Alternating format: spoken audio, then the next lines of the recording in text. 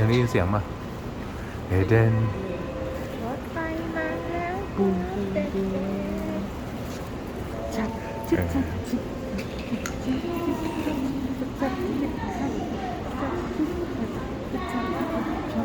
ชัดชัด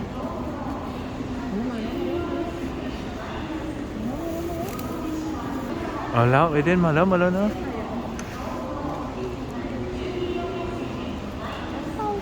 รถไฟมาแล้วครับเด็กๆนี่คนเขาชอบถ่ายท่านี้ สีอะไรอ่ะ อุ้ยมาเร็วอ่ะมาแล้วเอเดนดูอันนี้เบาอ่ะ